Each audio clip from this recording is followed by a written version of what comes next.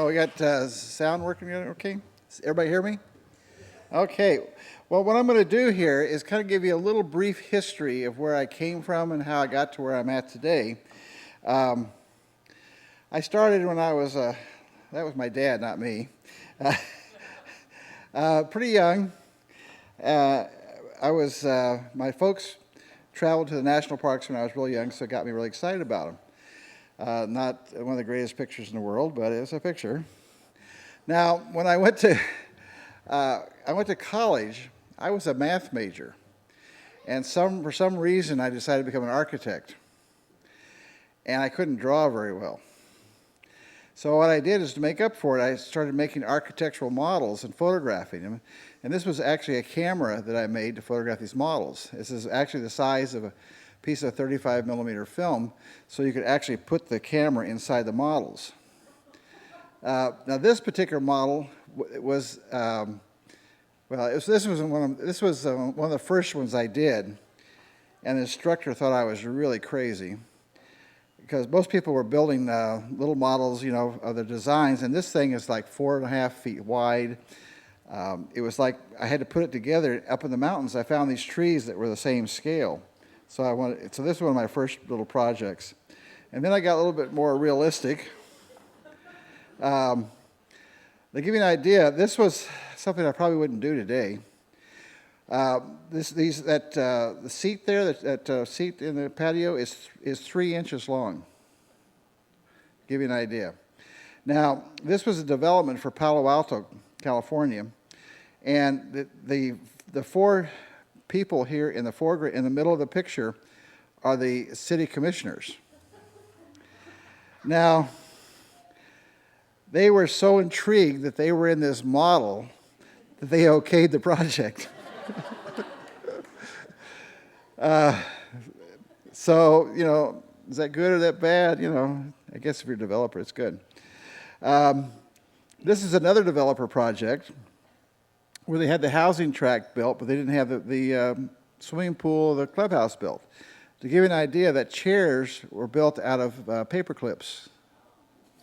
Give you an idea of the scale. Now, at the same time I was playing in architecture, I met my wife, Nikki, and she and her family were big friends of Yosemite. And we were up there, I think it was in 1962, and I saw this picture of the redwood trees, and I said, well, why would you photograph a redwood tree unless it was for sale? Not the picture, the tree. I mean, that's where photography was. I'm an architect. You could build, 7 houses out of one of those trees. So, but I said to myself, that's kind of intriguing, photographing nature. It's kind of strange, but so I started doing that. And I started emulating other photographers like Bullock and Weston and Ansel Adams. So I was basically trying to find where I was going in this period of time. This was in 1969, 1970, 71, that period. And then we decided to make, I got out of architecture completely in 69. We had to make money. And this was the period of Jonathan Livingston Seagull. So this was one of my best sellers. I call it the Kissing Seagulls. And then, about 1973, I think it was, black and white just was not selling. So we had to get something that would match your avocado refrigerator, or your shag carpet, And became very successful. I was selling to Penny's and Ward's and Sears, and that's your gold couch picture. This was the little display we did for the gift shops. We used the wood cubes to actually ship the pictures in. Then we wanted to make more sales, so we decided if you made a picture useful, it would sell more pictures. So we put clocks on them. And I became the largest clock manufacturer in the United States. And Nikki was terrified and horrified with destroying the pictures with these clocks. Now, when you live in LA, it's kind of a scary place. So we actually lived on a sailboat and raised our kids. This is a little sailboat that I built in the mooring we lived in Newport Harbor. We had to row to the boat, no running water, no electricity. 4 people on a 20-foot boat. Pretty smart, huh? Then we came, that's why we came to Florida, because we were sailors. And Florida has really great sailing. But when I got here, I didn't see anything to photograph. So I started doing my Star Trek stuff. And this I called the Flying Dutchman, because I was kind of here, I was kind of in between. I had been doing these landscapes, I've been doing millions of these pictures, and I was getting tired of it. And then I said to myself, well, Florida has pretty beaches. So I started photographing the beaches of Florida. Actually, they have really pretty beaches here. This is where they filmed PT 109 out in the Keys. Now it's a resort. It doesn't look like this anymore. And then one day we were driving up to Winter Park from Fort Myers, and there's a place called Fish Eating Creek, and Tom Gaskin has a little side museum there. And he had these little Burma shave signs, really very clever ones, and one of them said, if your husband won't stop, take your shoe off and hit him in the head. So she threatened to hit me in the head, so I stopped and went into his little place, and sure enough, there was cypress knee clocks, cypress knee lamps, and little plastic alligators. And I said, Nicky, see, that's what I told you it was going to be here. And Tom says, well, go out in the back, and we have a boardwalk. Now, I'm from California, and you don't go in the swamp with them. There are gators and snakes. So I said, oh, let's go do that. And we got back there, but it was a boardwalk. A board. And but it was so fascinating. It was the first time I got into the Everglades, and I came back with my camera the next day and took that picture. This is Ted and Jackie and Nikki and I. That was one of the last pictures we took of Ted. Well, I kind of got my head myself my story here. In 1985, I was doing really well at the art shows, selling a lot of my color work. This is one of my best sellers. But it really wasn't, I didn't think it was telling the story of the Everglades. And I was contemplating going back to black and white. Now, I think this particular last art show I did $18,000 in sales on the weekend in color. And my friend of mine that did black and white, he got the award that year, did $300. Now this is something you really want to jump in on, going from 18,000 to 300, right? This is really brilliant. So, but anyhow, I took that image and I converted it to black and white, and I said, I think this is the way I want to go. And then about the same time, our son was killed. He was 17, and that made my decision on doing what I wanted to do, not what I thought I should do for making money. And from then on, I'm doing photographs that I want to take, not to photographs that will possibly make money. Also, I went at that time to an 8x10 camera. I was using 5x7, so I wanted a little bit more detail. Now in 2006, we thought we wanted to do a project of America. This was called actually America the Beautiful. So we wanted to do some of the parks, and obviously one of the parks we came to was Acadia, and this is the path down to Little Hunters Beach. Now on that path, you see a whole bunch of really great little shots just on that path down to the beach. A lot of people miss the path. They want to head down to the beach, and they forget all the good stuff. In fact, one of my shots was taken at the parking lot, place you park there. I mean, it was. You'd think you're, in Smoky Mountains or something here. Then we got down to the beach and, down to all the big rocks. Now, this is fun, carrying that camera over those big rocks. That sucker is not light. With the lens and the tripod and everything, it's about about 85 pounds. So, and trying to balance it over those slippery rocks, that was fun. But we got some really great shots that day. And then, of course, now you never have fog here, do you? Yeah, so we got some great fog shots that trip too. Now this is the one that's up in the show, and you really can't see it, but you can. The camera is right on a cliff there. It was really scary, but it had to be that position to get that particular composition. And each one of these film holders holds 2 sheets of film. Every time I click the shutter, it's about $20. So it's not like shooting digital.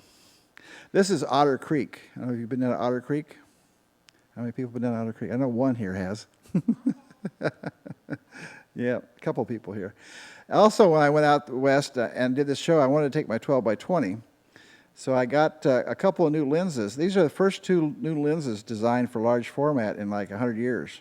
Because large format kind of went out of style in about 1900. And it went down to 8 by 10, that sort of thing. One of the next major parks I went to was Delaware Water Gap. John Donahue was the superintendent of Big Cypress, and then he moved to Delaware. He said, "You got to come up here and photograph." I said, "Oh, can't tell. Pennsylvania, New Jersey, nothing there." So he finally talked me into it, and I found it absolutely beautiful place. This is a little house he gave us to stay in. And the rangers were saying, "You can't photograph in the rain." I said, "Well, sure I can. I've got umbrellas. You get great stuff in the rain. Good light." This is in New Jersey, Buttermilk Creek Falls. It only happens in the fall because there's not enough water in the summertime. There's 100 waterfalls within the Delaware Gap. I mean, it's a fascinating place. I don't know how many people have been to Delaware Gap? 1, 2, well, a few. Well, you got to go there. It's really a neat spot. Really neat. And this is how I load the film. Each night I have to take the exposed film, put it in a box, and put new film in. So we have this little tent. You put your arms in there, and so it's like a little dark room. This was a little spooky. You can see that tripod's awful close to the edge. This picture's upstairs too. It's really a nice little shot. And every once in a while they had a nice little pump well, which was nice. Kind of a little old-fashioned, but it's just an amazing little place. I mean, I never thought anything was like there. Now we have to take a break. Now this is skunk cabbage. Anybody been in skunk cabbage? You know, when you crush one of those, you know why it's called skunk cabbage. But the textures are really neat. I just love the texture there. You have to. Sometimes you find places that bridges. You have to hope the cars don't run over you. But I see a good composition, I just stop, take a picture. This was a neat little waterfall. Oh, then we went out to the Tetons and Yellowstone. Now, I shot this back in '74. I didn't do a very good job. And sometimes you got to get up a little higher to get different perspectives. So I had this little thing on my car so I could get up a little higher and get that more feeling of the prairies. And the 12 by 20, this shot came out really neat. It's everybody shoots this shot. And this is out in the middle of the prairie between the 2 roads. We saw a bunch of antelope when we were out there sitting there having lunch. Now is this the one? Yeah. This is the first shot, and it started getting a little bit more interesting, a little bit more interesting, a little bit more interesting, and we took the picture and ran. That storm was just on our heels. We just got in the hotel before we got plastered. This is a little Beaver Creek. These little beavers are busy little guys. They had 4 dams. They were controlling the water level. It's amazing to watch that. We were walking along, and all of a sudden, this thing jumps in the water. And I said, "Nikki, gator." And of course, it was not a gator, it's a beaver. We thought it was just a normal reaction being from Florida. And the little things we find out there in the middle of nowhere, little textures. Nikki talked me into photographing this barn. It's a very historical barn there. And of course, everybody has to do Snake River, and that's really a great composition. Early in the morning. This was really fun. We found this little spot. It's not a normal spot because it's only wet about once every 10 years, this little area here. And we got there at 4 in the morning because I want to get really the good, nice, really composition and everything. Because it happened about 5 o'clock, maybe 4:50. It's about on solstice, and there was already 4 photographers there. So I didn't get exactly the spot I wanted, but it came out okay. And then we're going into Yellowstone, and Yellowstone is one of those places where everybody takes pictures of the geysers and forget about all these little neat spots along the road. And so you just have to keep your eyes open. There's all kinds of neat little things. Well, I don't think I'd want to be there, but and this was Artist Point. Everybody's got to take a picture from Artist Point in Yellowstone. Now this shot I felt was kind of more reminiscent of what I like of a park where it's nice and gentle and not just Horatian stuff. Now these guys think they own the road, and I guess they probably do. They're not too bright, but they're big. And I almost got whacked by one. I was out photographing. If you ever try to photograph a buffalo with a large format camera, you got to focus and you hope to put the film in. He moves, And I'm working on this thing, and all of a sudden he's like 20 feet from me, and I look around, and Nikki's gone. And I said, "Well, Nikki, aren't you help with the camera?" She says, "I'm gone." So he came within about 4 or 5 feet of me. Luckily, he kept going, and they were fighting too. It was that time of year where they were butting heads. Now this is a great spot. This is a great black and white photograph. This is amazing. This stuff's solid rock. It's amazing. Also, it's amazing that even be there. All the earthquakes happen every day. But you can see how I'm getting. This is a normal lens, and I'm trying to get you the feeling of being there. So it's a little tricky, but then Olympic Rainforest, that is a fantastic place. I don't know why. It's really amazing. There's so much green, and it's so cold and wet. It's an amazing place. I really had a lot of fun there. A lot of interesting things at Olympic, and the ocean, the plants. It was really, really a fun park. I'd like to do some more work there. I'm not too happy with all the things I did there. I'm still like to do some more work there. Now, Badlands. Now, that's a fun place. If you've been to the Badlands, it's piles of mud, basically.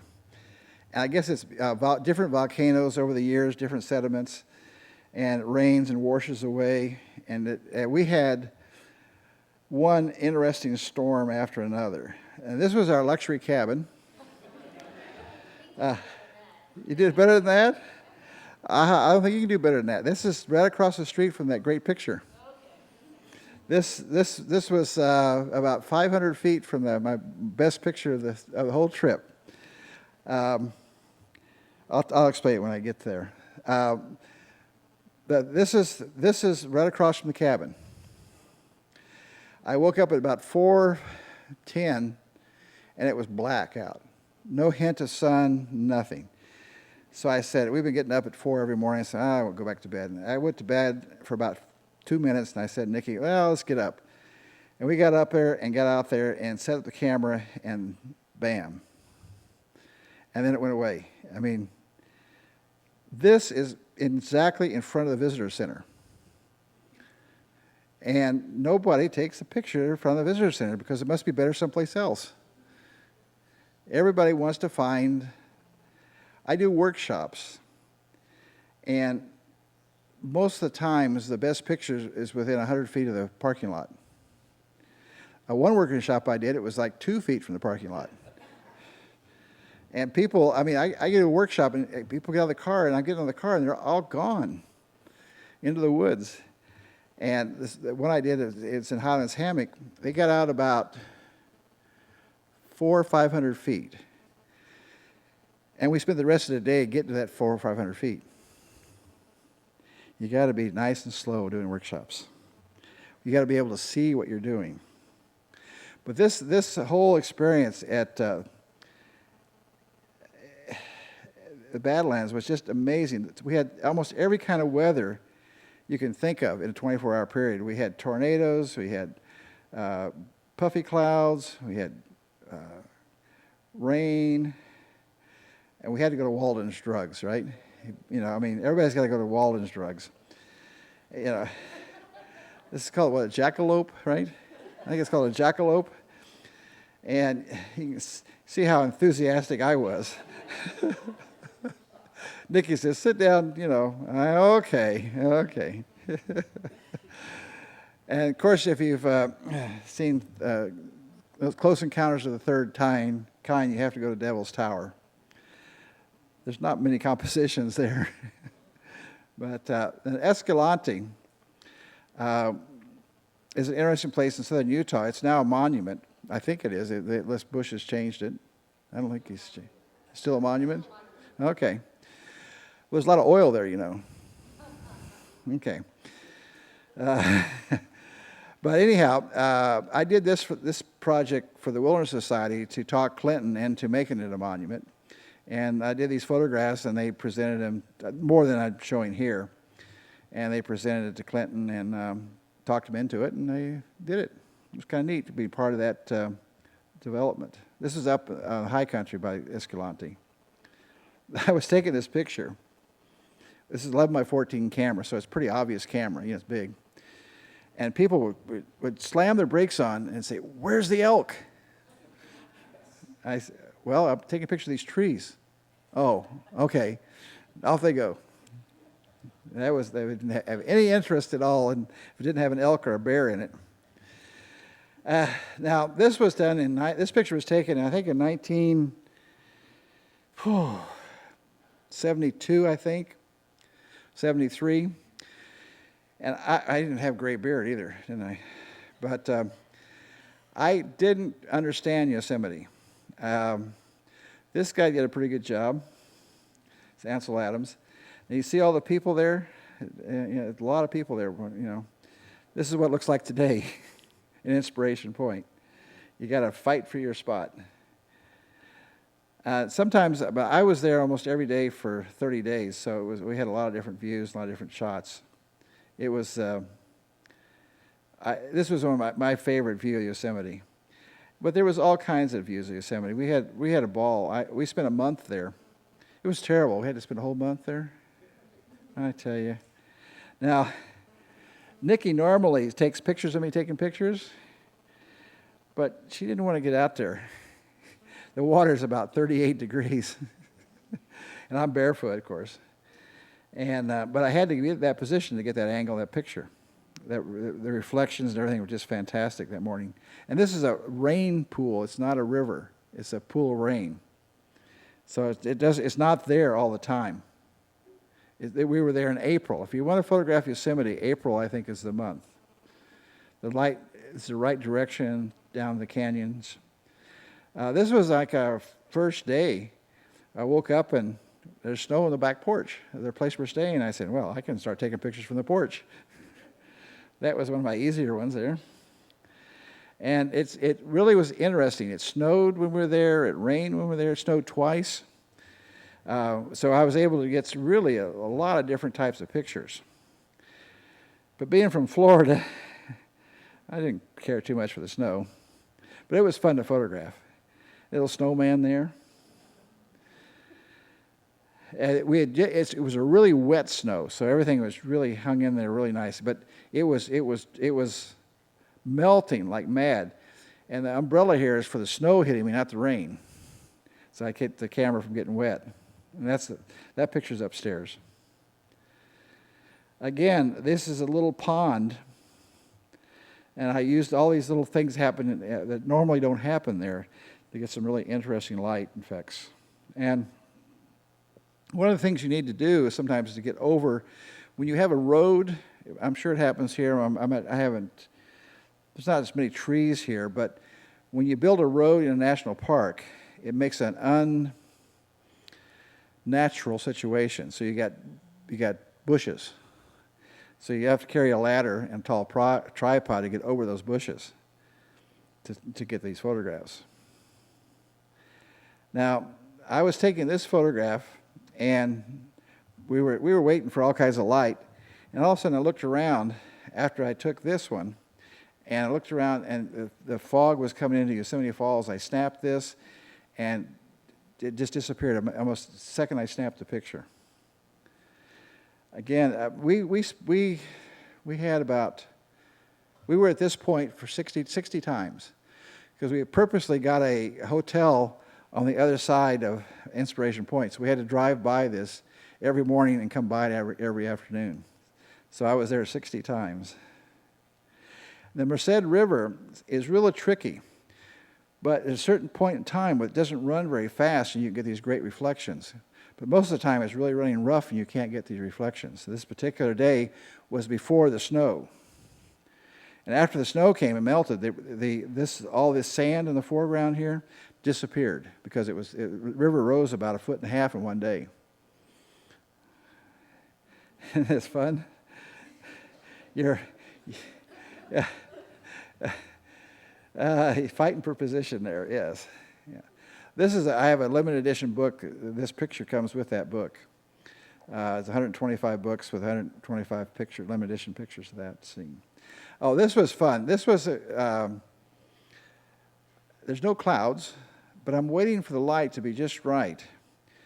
And Nikki's said, well, I'll take it easy here for a while. We were there for several hours. And I don't know how many people came by and said, what are you doing? We're taking a picture. Well, they came back by, and we were still there. And I said, oh. But I got it to the point where the light was just right. I just really think it came out great. Nikki, she had fun taking pictures of the photographers. Tripod to tripod. It was pretty neat. Now this is something else, the Redwood Forest. If you haven't been to the Redwood Forest before you die, you got to go. It's the oldest, I think, probably the oldest living ecosystem in the world. It's 65 million years old. Dinosaurs were in the Redwood Forests. And it's a fantastic place. I mean, it's amazing. Now, in 1997, I was asked to be artist in residence from another superintendent of Everglades. And this is Moraine Valley. And I wanted to take a picture, but there's some houses down there. And I didn't want to take a picture with houses in it. And this morning, I woke up and saw the fog down there and clouds, and I ran down there, set my camera up. I had my underwear on, that was it. And Nikki was bringing my clothes down as I was setting the camera up, because I didn't want to miss the shot. But that's the shot. And the rangers say this kind of weather condition happens about every 20 years. So I just happened to be there. So I know why I wanted to go through my underwear, I guess.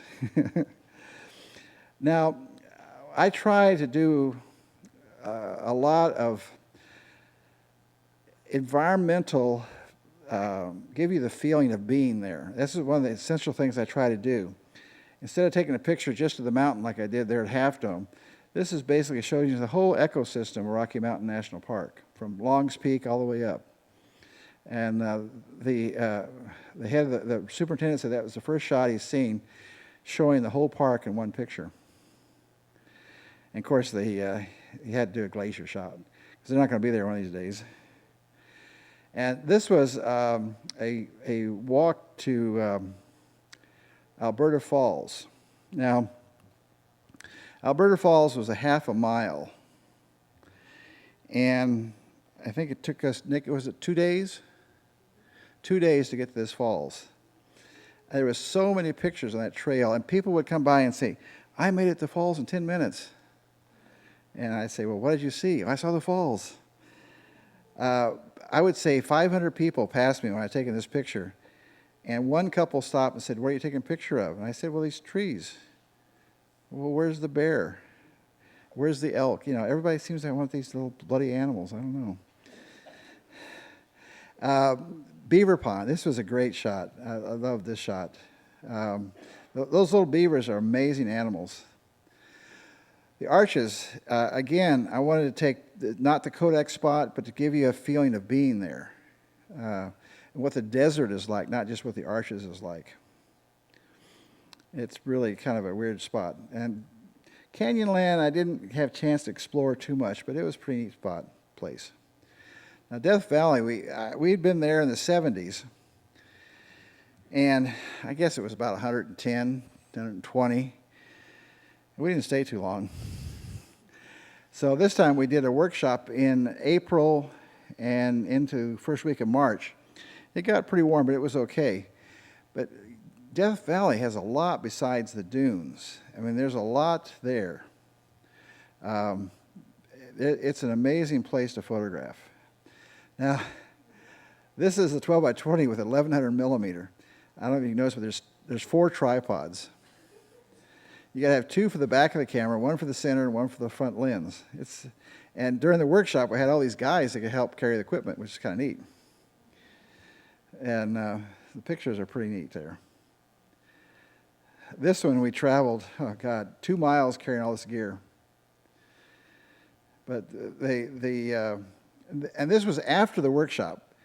During the workshop, you have 12 guys messing up the sand. And I waited until it was all gone, and I went by myself, Nikki. So we got all these great shots because there's nobody making footprints. It was really, really a fun day.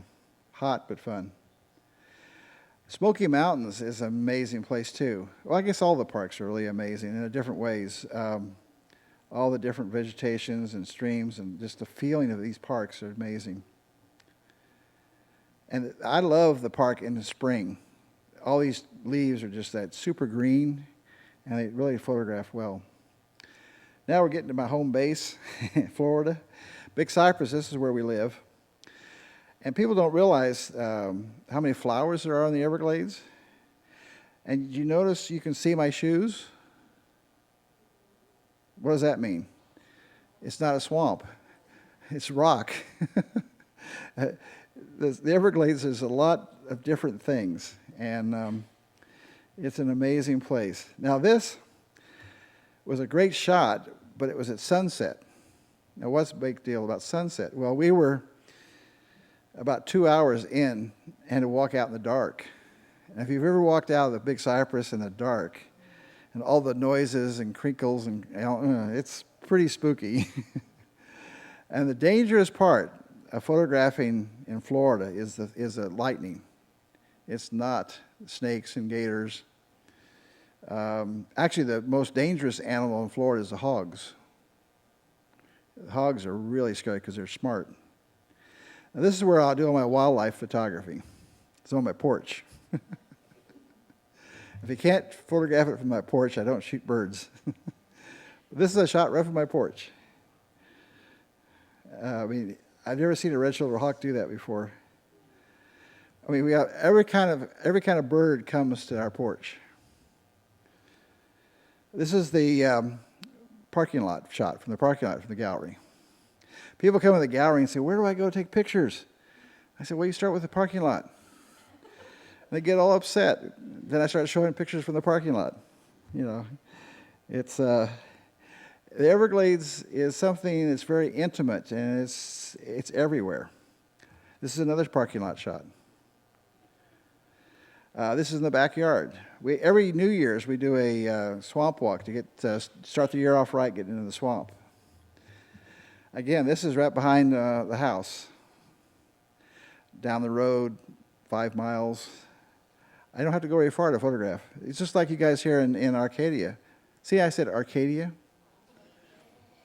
We have Arcadia in Florida, and that's Acadia. I keep saying Arcadia, I tell you. This particular year was really interesting. It was called Tropical Storm Gordon, and the whole Everglades got water. And you could canoe in the Everglades in the wintertime, which is very unusual, very unusual. It made for some good stuff. Now, this was one of the first pictures I took was of Ochapi. This was done just after Ted died. And I thought all this grass was sawgrass. But later, after I learned a little bit more of Florida, it's all cattails. And why are the cattails there? It's because in the 20s and 30s, they did tomato farming here. They brought in train loads of manure. And they're still recovering from the 40s from all this manure. So we didn't really know what we were doing. People back then thought if you put fertilizer on stuff, it was good. But Everglades is a nutrient-poor system, so it's not good. Now, this is another little thing that I think people have to think about when they're doing. People jump into projects before they think it all the way through. And this corn thing is creating all kinds of problems. Maybe it would be better to get a car that get better gas mileage. That saves a little bit more gas than drilling more wells. Now back to my good stuff here. But that's really important. People have to start thinking about what you do. Like when all that manure, they didn't realize it was going to destroy the Everglades. This was one of the pictures I took right after Ted was killed too. It was moonrise, and it was a little frustrating because I had just got the 8x10 camera and it had this longer lens and the shutter wouldn't work. And I said a few words, a few birds flew. And I was able to take the lens apart, open the shutter up with my fingers, put it back together, and use the old-fashioned way, put the dark side over the lens, and that would be the exposure. Now, I do things that's probably pretty stupid. There's 4 inches of water there. It was the longest, it was 7 hours to go a mile back. It was all mud, but I wanted to get down to the mangroves when the tide and everything was low to get the roots all the way down into the water so you can see the whole ecosystem there. Everglades National Park is really under stress right now. Big Cypress is pretty good shape. There's no housing, there's no farming. In fact, we have what's called OK Slough just north of Big Cypress that keeps all the water, that any water that would flow from north actually flows north from OK Slough. It basically is protecting Big Cypress from any pollution. But Everglades National Park has all the way from Disney World, it's getting shit, literally. But the park is more than just the park. It's, the Everglades is also part of the mangrove system there. This is Shell Key, which was really kind of neat. It's nice, clear. This is Movie Dome, this is 11 by 14, carrying in there. It is a really neat little place in the Everglades National Park. Now, there's about a 10-foot gator. Every once in a while, he'd kind of, I'd have to say, But if you notice the camera, the tripod's in front of me. So I figured I could run before he got me. But it was a really great spot there. And I did it, we spent about a month there. We got some really great shots. And this is a cigar orchid. And it's amazing. It's out in the middle of the sun. This was where a hurricane went through and put down all the trees. Isn't that amazing? The cloud and the cigar orchid is about the same thing. I mean, it's just like it's a duplicate of the orchid. I like to go to these little spots that the hurricanes hit. Every time a hurricane comes, these little islands change. Now let me go back. This is about, 1 o'clock. And this is about 3 o'clock. So what that cloud is doing is building energy, and then it explodes. And if you're ever down there, if you have a chance, just to sit and watch a cloud develop, and just the energy, and then it's just amazing how much energy is in these clouds. Now, this is kind of how I photograph a lot. I have the camera set up, bags around it, and sitting in the rain. And then all of a sudden, the rain stops, the sun comes out, and you get a great picture. You put the bag over the camera and do some more waiting. Oh, this is that picture upstairs of the 3 old mangroves. It's, again, the 12 by 20, and I don't know if you can see, but I'm the anchor. Because now, you can't do that in California. It'd be about 100 foot there. Pretty neat stuff. But I had a really good time in the park. Bringing this little 11 by 14 was kind of fun, but got some great shots with it. This fellow was Albert. He was helping me picture his little boat and his big engine. We were zipping around, and we found this shot in the middle of the bay somewhere, and we've been chasing clouds all day, and all of a sudden we realized we had no idea where we were. He had no GPS, he had no compass. So finally we saw a fisherman, and he says, "Where are we?" He says, Where's Largo, Key Largo? He says, "That away." So we went back, found it finally. But it's kind of fun times to be kind of spaced out, you know. This is a 40-mile bend where the water was so clear. This is where I jumped out of the canoe. I thought it was like a foot deep. It was like 4.5 foot. And it's amazing how clear the water is in the Everglades. But this, I think, is a typical shot of the true, what you would call a river of grass in the Everglades. Now this is where we live. This is our gallery. In the front here by the roads are a gallery. And that little speck way in the back there is our house. And between the house, there's 2 little houses where our employees live. Is that middle of nowhere? That's the middle of nowhere. We put in solar panels last year, actually it was 2006, I think it was. And I keep complaining about other people don't do this, so I had to do it. But we're saving about $80 a month in electricity on doing that. And it's the right thing to do. This is the front pond of the gallery. You can see where the pond is in the gallery. It's in the wintertime, there's 6 or 7, sometimes 8 or 9 gators lined up in the parking lot there. This is inside the gallery. Now, all these lights that are lighting here are LEDs. Each light is 7 watts. And it is amazing. Our electrical bill went down 60%. It went down from $360 to $160, something like that. It's amazing. The savings is astronomical. For a $5,000 investment, I'm going to save $50,000. Not a bad deal. This is what the little light looks like. It's really kind of a complicated light. It's got 7 little bulbs, a heat sink to get rid of the heat. The main thing about LEDs, you have to get rid of the heat. This will give you an idea on the savings of different things you can do for energy. Solar panels are about $80 a month for the $18,000. Hot water, this is if you pay $18,000, because hot water is not going to cost you $18,000, but if it did, you'd save $320, and my LEDs save $756.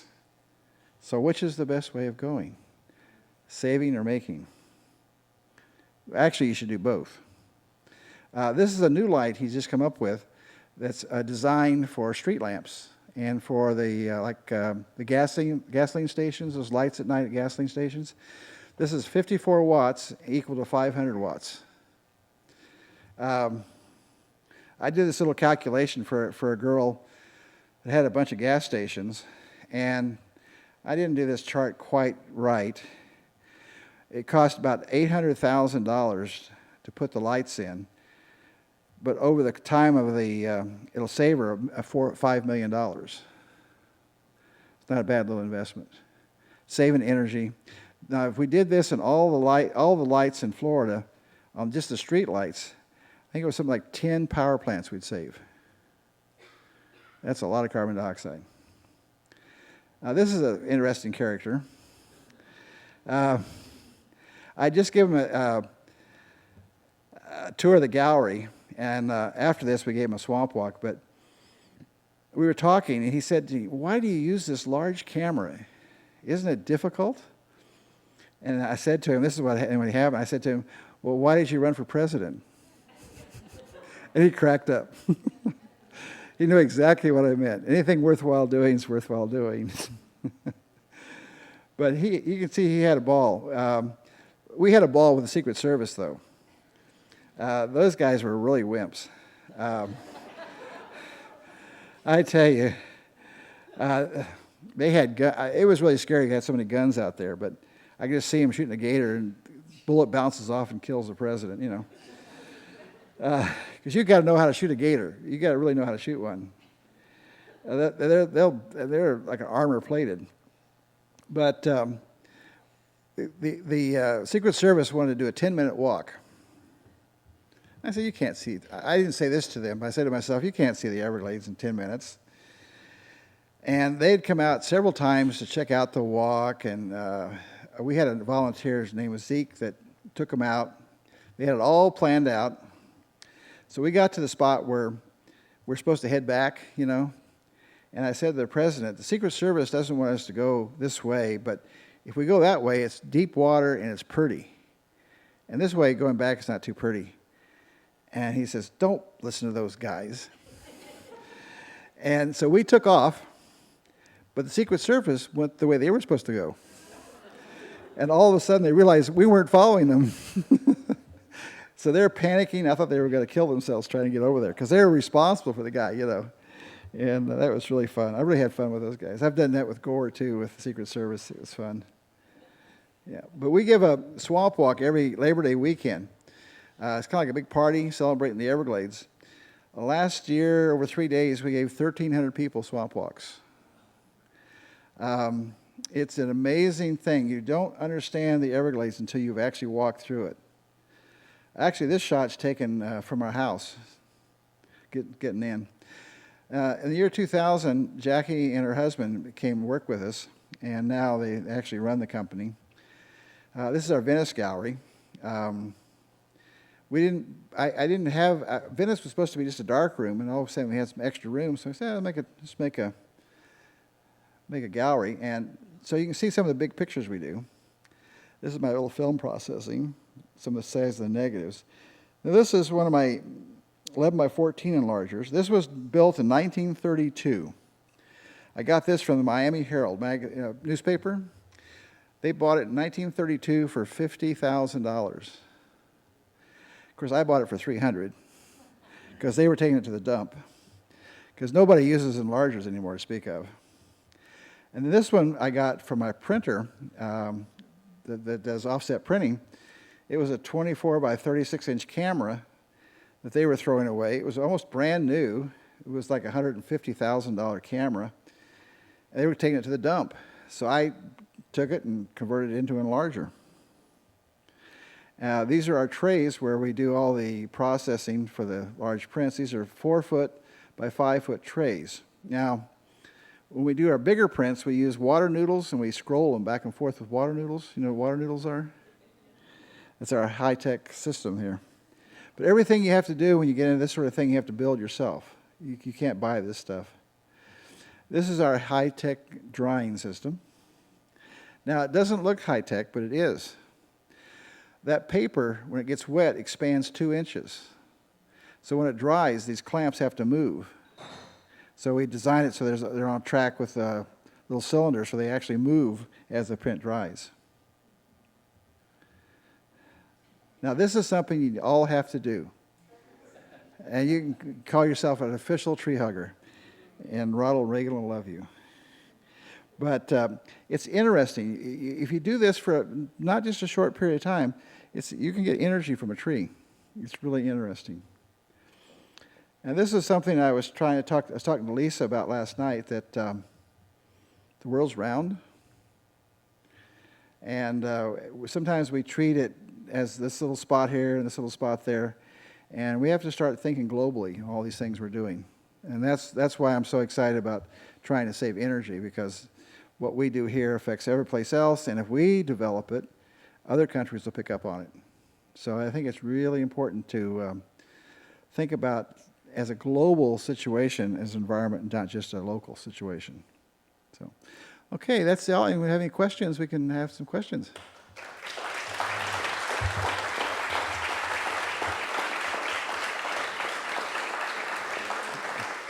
Have any questions, either environmental or photography, whatever you want to talk about? Yeah. No, people are making today. I have a brand new one I just bought 2 months ago from Richard Ritter up in Vermont, the 11 by 14. He makes everything from 8 by 10 to 20 by 24. Yeah, that big and larger will take up to a 16 by 20 negative. So that's pretty neat. I had to have enlarging head made. The enlarger was free, but the light source was $6,000. So it wasn't completely free, but it's a fantastic enlarger because what happens is that it shoots on a board on a rail, and you focus the picture and get it all composed, and then the board goes horizontal. So you can roll your paper out, put the frame over it, clamp it down, then tilt the board up, expose it, do all your burning and dodging, then tilt the board back and unroll the paper.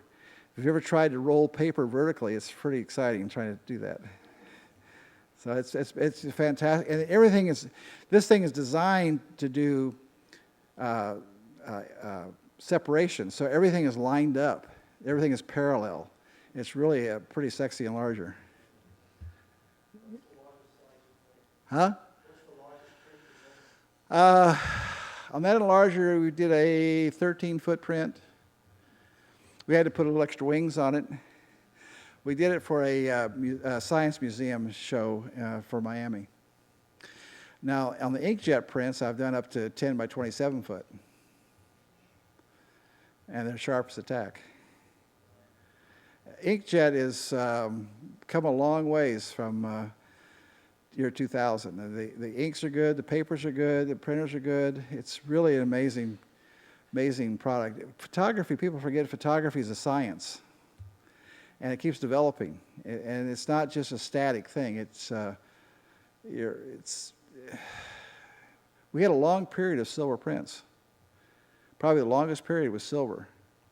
Because we had daguerreotypes, had all kinds of, I can't remember, we had palladium, platinum, then we had silver, but the silver prints lasted a long time, but this inkjet thing is really coming its own, Because it lasts and it looks good. That was one of my two criteria before I did any inkjet prints. It had to last and it had to look good. So, yeah. How do I feel about comparing to Ansel Adams? Nothing wrong with being compared with a genius. I don't have it. You have to realize, too, that he's probably the only famous photographer there is. Famous is when Joe Blow knows who he is, not another photographer. I don't think that I must ask anybody who Everett Weston was, or Win Bullock, or even Stiglitz. Nobody knows who those guys are. But Ansel Adams was out there in his conservation movement, and he was using his work for more than just photography. So I think that was really important, and that's how I've gotten, I think, as far as I've gotten is because of giving back, of doing things that don't make money, that are just educational, and that's what I call myself more as an educator than an artist, maybe. I think that's a good title, be an educator. Yeah. So what's next for you? What's next? Really, actually, a weird thing. A project on the Everglades. It's going to be called From the Headwaters to the Mangroves. So I'm going to do the whole Everglades system, not Everglades National Park, all the way from Disney World down to the mangroves. And I'm just about there. I've got most of it's Kissimmee River area I have to do yet, and Lake Okeechobee. Been waiting for some water in Lake Okeechobee. But that's my next project. And then my next project after that is we want to go out and do some more out west work. I even shot the Grand Canyon, or Zion, or, this Bryce, Badlands. Not Badlands. What's the guy in Arizona place? Monument Valley. There's a lot of neat places out there in the world. Florida has got some neat stuff too, and it's probably the most unique place in the country. People don't realize that Florida is more unique than any other place. And it's the only place in the country that those kinds of plants grow. Or you go to up here on the East Coast, I could say, well, that's just like Delaware Gap. That's just like, Vermont. It's very, Idaho is just like Delaware Gap. It's kind of interesting. Some of the vegetation. But nothing like the Everglades. There's nothing like the Everglades. Not even in South America. I had a travel channel. They had just gotten back from the Amazon, and they wanted to do a thing on me. And it was happened to be the good time of year. It was like August, September. That's the prettiest time in the Everglades is August and September. And I took them back there, and they said, "Oh, this is prettier than the Amazon. This is more unique than the Amazon." And that was pretty interesting to say it's more unique than the Amazon. And these guys are travelers all over the world. It was pretty interesting. They had just they had one of these little cameras on a stick, and they had stuck it down the alligator's mouth, and the alligator swallowed it. It was about a $2,000 camera. But they got a great picture until it got broken off. So, yeah. Oh, there's always fires there. Well, okay, fires in the Everglades, well, there's two kinds of fires. Planned fires and non-planned fires. Now, Everglades National Park, being so close to Miami, they don't like them burning. Big Cypress, they purposely burn all the time. They try to burn every 5 years, it's burnt. The whole park is burnt. Some part of it, in other words, rotation, 20% of it's burned a year. That keeps the fuel down. So when they burn it, nothing gets hurt. The trees are no problem at all. And but when the Everglades National Park burns, they haven't burned it for 10 years. There's so much fuel that it destroys it. So, but they don't like the smoke in Miami, So, but it's like out west right now. Have you've been to Santa Barbara Mountains? Those trees there are full of oil. It's like throwing gasoline on the. It's. Is it Manzanillo? Manzanillo? Manzanillo or something like that. They're just like there's pure oil. When they catch on fire, there's no stopping it. Yeah.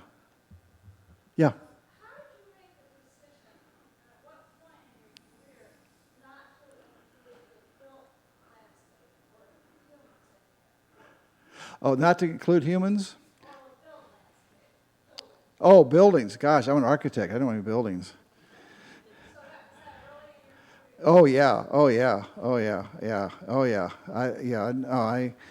I took a few building shots, probably in the early '60s. In the hippie generation thing.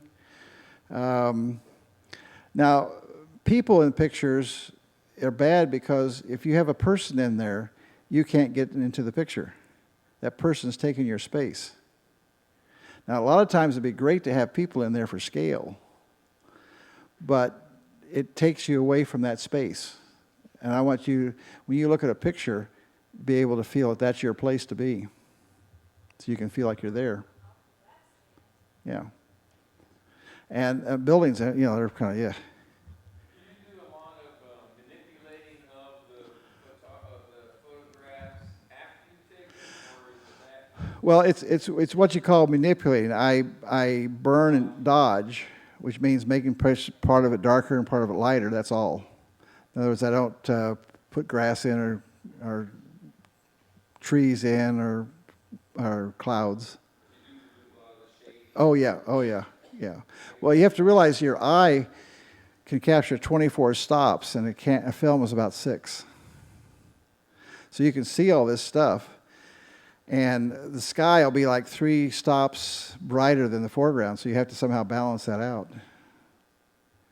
You can't really do it without manipulating a little bit. So in other words, we as a point-and-shoot type person or whatever, You, doing a photography and sending it in and they develop it. right. You're going to get somebody else's opinion on that photograph. And that's what's so great about the computers today. Now you can start doing it yourself. And start doing the burning and dodge. You start making it the way you want it. I mean, you send it off, you're going to get that person's opinion. And they usually give you a general photograph. Something that'll kind of, not too contrasty, not too dark, not too light, just so it's kind of like, there. So you,